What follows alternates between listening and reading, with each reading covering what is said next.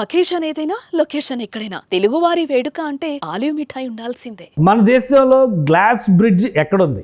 ఆ మధ్య తమిళనాడులో ఓపెన్ అయింది కాబట్టి అదొక్కటే మన దేశంలో గ్లాస్ బ్రిడ్జ్ అనుకుంటున్నారా? తెలుగు రాష్ట్రాల ప్రజలు ఒకవేళ ఈ అద్దాల వంతెనలను చూడాలంటే ఎక్కడికి పోవాలి అని ఆలోచిస్తున్నారా? మీకు ఒక సొల్యూషన్ తీసుకొస్తా. ఎందుకంటే ఆంధ్రప్రదేశ్ తెలంగాణ రెండు రాష్ట్రాల మధ్య ఏర్పాటవుతున్నటువంటి ఒక ఐకానిక్ వంతెన డబుల్ డెక్కర్ బ్రిడ్జ్గా రెడీ అవుతుంది. ఈ డబుల్ డెక్కర్ బ్రిడ్జ్లో పైన వాహనాలు ప్రయాణాలు చేస్తే కింద మనుషులు గ్లాస్ బ్రిడ్జ్ పైన ఆనందంగా గడపడానికి అవకాశాలు ఉంటాయి. అది ఎక్కడుంది తెలుసుకునేటువంటి ప్రయత్నం చేద్దాం. ఆంధ్రప్రదేశ్ తెలంగాణ సరిహద్దుల్లో కీలకమైనటువంటి ప్రదేశం. ఎందుకంటే రెండు పుణ్యక్షేత్రాలు ఉన్నటువంటి ప్రదేశం అది. ఆ రెండు పుణ్యక్షేత్రాలని కలిపే విధంగా కేంద్ర ప్రభుత్వం ఒక ఈ బ్రిడ్జ్ నమూనాని డిజైన్ చేసింది. ఆ బ్రిడ్జ్ నమూనాని సాకారం చేసే దిశగా గత 2 ఏళ్లుగా పనులు సాగుతున్నాయి. ఈ 2 ఏళ్లుగా సాగుతున్నటువంటి పనులు అన్నీ ఒక కొలిక్కి వచ్చి ఏడాదిలోపు ఈ బ్రిడ్జ్ని మనం చూసేటువంటి అవకాశాలు ఉన్నాయి. ఆ బ్రిడ్జ్ నమూనాని కేంద్ర ప్రభుత్వం రిలీజ్ చేసింది. ఒకసారి చూద్దాం. సరిహద్దుల్లో ఉన్నటువంటి అంటే ఉమ్మడి మహబూబ్ నగర్ జిల్లా, ఉమ్మడి కర్నూలు జిల్లాలో ఉన్నటువంటి ప్రదేశాలని కొల్లాపూరు, నంద్యాల ఈ 2 పట్టణాలని కలిపే విధంగా నేషనల్ హైవే మీద జరుగుతున్నటువంటి నిర్మాణం ఇది. కృష్ణానది శ్రీశైలం రిజర్వాయర్ ఎగువ జలాలకి సంబంధించి ఆ ఎగువ జలాల పైన కడుతున్నటువంటి ఈ వంతెన ఖచ్చితంగా ప్రజలందరినీ ఆకట్టుకునేటువంటి వంతెన కాబోతుంది అనేటువంటి సంకేతాలు చాలా స్పష్టంగా ఉన్నాయి. సోమశిల తీర్థానికి అలానే సంగమేశ్వరం టెంపుల్కి ఈ రెండింటికి కూడా విజిబిలిటీ ఉండేటువంటి ప్రాజెక్టుగా ఇది మారుతుంది. ఈ ఐకానిక్ బ్రిడ్జ్ ఎక్కడో లేదు, తెలంగాణ ఆంధ్రప్రదేశ్ మధ్య జాతీయ రహదారి నిర్మాణానికి కేంద్ర ప్రభుత్వం గ్రీన్ సిగ్నల్ ఇచ్చినటువంటి నేపథ్యంలో ఈ జాతీయ రహదారిపైనే ఈ బ్రిడ్జ్ నిర్మాణం జరుగుతుంది. ఈ బ్రిడ్జిని 2 రకాలుగా డిజైన్ చేసింది కేంద్ర ప్రభుత్వం. పై వంతెన, కింద వంతెన. అంటే పై వంతెనలో పూర్తి స్థాయిలో మనం చేసేటువంటి ప్రయాణాలకి సంబంధించినటువంటి వాహనాలు కనిపిస్తాయి. ఆ బ్రిడ్జి లుక్ ఆ విధంగా కనిపిస్తుంది. 2 కొండల మధ్య నిలబడినటువంటి వంతెనగా కనిపిస్తుంది. అది 2 కూడా ఇటు సోమశిలకి సందర్శకులు వెళ్ళేటువంటి క్రమం, అటు సంగమేశ్వరానికి వెళ్ళే విధంగా కూడా ఈ నేషనల్ హైవే కనెక్టివిటీని కేంద్ర ప్రభుత్వం డిజైన్ చేసింది. పూర్తిగా నల్లమల అటవీ క్షేత్రంలో నిర్మిస్తున్నటువంటి ప్రాజెక్ట్ ఇది.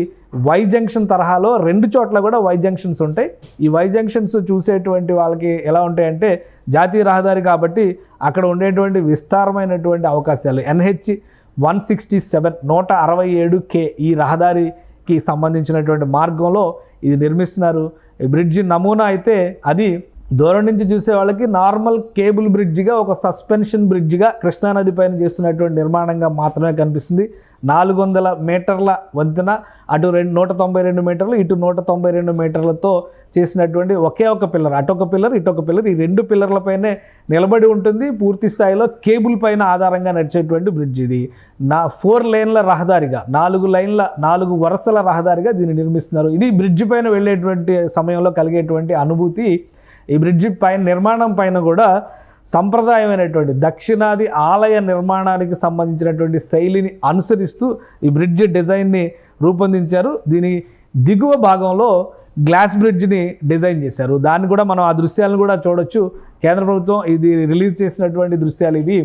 మనం మదురై టెంపుల్కి కానీ ఏ టెంపుల్కి వెళ్ళినా, వెంకటేశ్వర స్వామి టెంపుల్కి వెళ్ళినా కానీ గోపురం నమూనా ఏ విధంగా ఉంటుందో ఈ కేబుల్ బ్రిడ్జికి సంబంధించినటువంటి పైన ఉన్న నమూనాలు ఆ విధంగా కనిపిస్తూ ఉంటాయి. పూర్తి హై టెన్షన్ వైర్లు, హై టెన్షన్ సెటప్తో చేసినటువంటి బ్రిడ్జ్. కిందన శ్రీశైలం డ్యామ్కి సంబంధించినటువంటి బ్యాక్ వాటర్స్ ఉంటాయి కాబట్టి పడవ ప్రయాణాలు, లాంచీల ప్రయాణాలకు కూడా అనువుగా ఎత్తుని ఉజ్జాయింపుగా చూసుకుని చేశారు. అక్కడ దృశ్యాల్లో చూస్తే కనుక పైన రోడ్డు వే కనిపిస్తుంది, కిందన వాక్ వే కనిపిస్తుంది. ఇది గ్లాస్ బ్రిడ్జ్ ఉండేటువంటి ప్రదేశం అనమాట.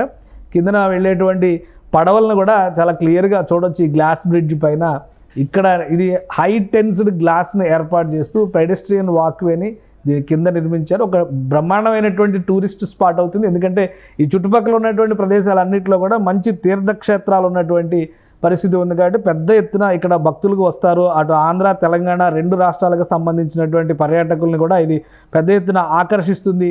అలానే ఈ వంతెనలో డిజైన్ చేసినటువంటి గ్లాస్ చాలా క్వాలిటీ గ్లాస్ రూపొందించేటువంటి ఇది కాబట్టి మొత్తం 1,82,000 కోట్ల రూపాయలతో ఈ బ్రిడ్జిని నిర్మిస్తున్నారు.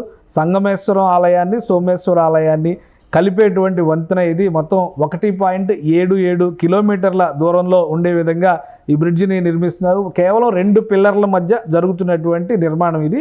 అలానే ఇక్కడ సమీపంలో ఉన్నటువంటి పైన వాహనాలు వెళ్తాయి కాబట్టి పైనుంచి వెళ్ళిపోయే వాళ్ళు పైనుంచి వెళ్ళిపోతారు. కింద సందర్శకులను ఆకర్షించేందుకు కావాల్సినటువంటి టూరిస్ట్ కియోస్కులను కూడా అక్కడ ఏర్పాటు చేస్తున్నారు. టూరిజంకి కూడా మంచి అట్రాక్షన్ ఉంటుంది. ఎందుకంటే కొల్లాపూర్ సంస్థానం గురించి చాలామందికి తెలుసు చరిత్రపరంగా. అలానే అక్కడ ఉండేటువంటి రాజుల కోటలు, మాధవస్వామి ఆలయము, సోమశిల, అమరగిరి, మల్లేశ్వరం, మంచాలకట్ట, జటప్రోలు వంటి ఆధ్యాత్మిక క్షేత్రాలు అక్కడ ఉన్నాయి. అటుపక్కన చూస్తే కనుక శ్రీశైలము, నల్లమల్ల ఫారెస్టు, అలానే వాటర్ స్పోర్ట్స్కి సంబంధించినటువంటి టూరిజం స్పేసెస్ ఇవన్నీ కూడా ఉన్నాయి. సో ఇవన్నీ ఒక ప్రధానమైనటువంటి ఆకర్షణగా కనిపించేటువంటి అంశాలు ఇవి. సప్తనదుల సంగమ క్షేత్రంగా చెప్పేటువంటి సంగమేశ్వర ఆలయం దాదాపు 9 నెలల పాటు ఇది కృష్ణానది జలాల్లోనే మునిగి ఉండేటువంటి ప్రదేశం కాబట్టి దీన్ని సందర్శించేందుకు కూడా జనాలు చాలామంది ప్రజలు అక్కడికి వెళ్ళేటువంటి అవకాశం ఉంటుంది. సో ఈ 2 పుణ్యక్షేత్రాలని కలుపుతూ ఇటువైపు కొల్లాపూరు, అటువైపు నంద్యాలకి డైరెక్ట్ కనెక్టివిటీ అయ్యేటువంటి 161K ఇది. పైన ఏర్పాటు చేసినటువంటి ఈ కేబుల్ బ్రిడ్జికి కూడా అందమైన లైటింగ్ వ్యవస్థని డిజైన్ చేసింది కేంద్ర ప్రభుత్వం. సో రాబోయేటువంటి పర్యాటకులకి దూర ప్రాంతాల నుంచి కూడా ఆకర్షణీయమైనటువంటి ప్రదేశంగా ఇది కనిపిస్తుంది.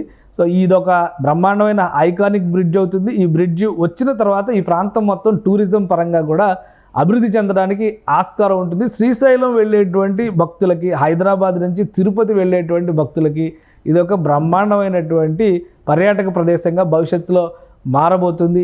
ఈ సంవత్సరాంతానికి బహుశా నవంబర్, డిసెంబర్ నెలల నాటికి దీనికి సంబంధించినటువంటి పనులన్నీ కూడా ఒక కొలిక్కి వస్తాయి. దాన్ని బట్టి 2026లో ప్రారంభోత్సవానికి కేంద్ర ప్రభుత్వం ఈ బ్రిడ్జికి సంబంధించినటువంటి ప్రణాళికల్ని సిద్ధం చేస్తుంది.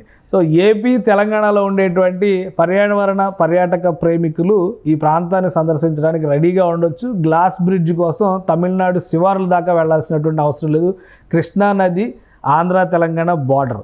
సో కృష్ణానది జలాలని గ్లాస్ బ్రిడ్జ్ పై నుంచి చూడడానికి, ఆహ్లాదకరంగా ఎంజాయ్ చేయడానికి ఒక అవకాశం అతి త్వరలోనే తెలుగు పర్యాటకులకి రాబోతుంది.